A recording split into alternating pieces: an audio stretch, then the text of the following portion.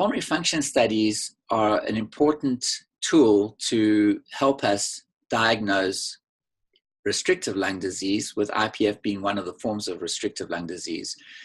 Spirometry can be misinterpreted, and it's very important to be aware of the difference in what you might see on spirometry between COPD, asthma, which are obstructive conditions, and IPF and interstitial lung disease, which are restrictive conditions. So in asthma COPD, you see a disproportionate reduction in the FEV1 compared to the FVC, so that the FEV1 to FVC ratio is typically low, at least less than around 70%.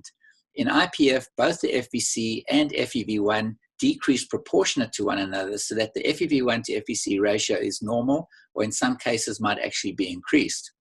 It's another very important point that normal lung function does not exclude interstitial lung disease and IPF. You can have patients with significant fibrotic lung disease and lung function studies that are in the normal range. The single breath diffusing capacity for carbon monoxide is invariably reduced. I don't recall seeing many, if any, patients with IPF that is well established with a normal DLCO. The chest X-ray provides an important clue as to the presence of interstitial lung disease. You can see diffuse increased interstitial markings. You might see reduced lung volumes consistent with the restrictive process. And this is the step typically that we will do before we go into the HRCT, which provides further and better definition of the lung parenchyma. Frequently, when these patients present with dyspnea, cardiac etiology will always be on the differential, and a good screen is an echocardiogram to rule out heart failure, to check for what their ejection fraction is, to make sure that they don't have evidence of any diastolic dysfunction, valvular disease, or pulmonary hypertension. So frequently, many of these studies are obtained concomitantly before the clinician looks at them all to make a decision where next to go in terms of a diagnostic algorithm. So most patients with IPF, I alluded to this already, present with a decreased FVC and reduced DLCO.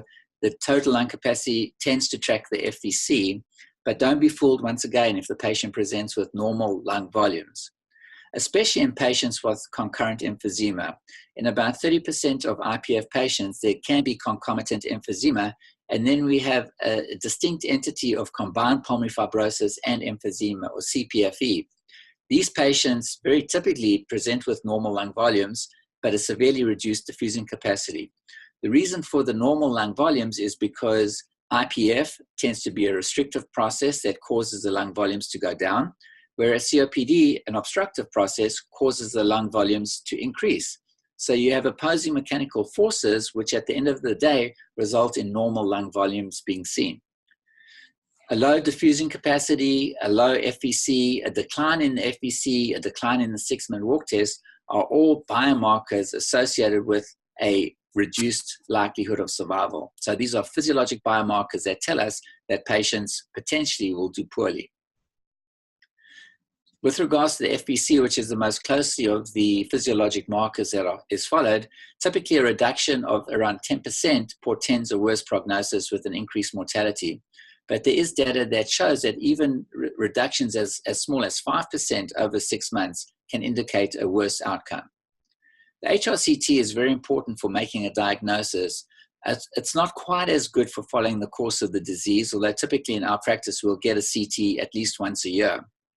There are some tools out there to provide more objective software-driven measurements of the burden of parenchymal lung disease on HRCT, but none of those are really used in the clinical arena, mostly in a research setting at this time. The reason that we obtain CTs on an annual basis is that some of these patients can have their course complicated by the presence or occurrence of lung cancer, and about 5 or 10% of patients with IPF will actually succumb from lung cancer.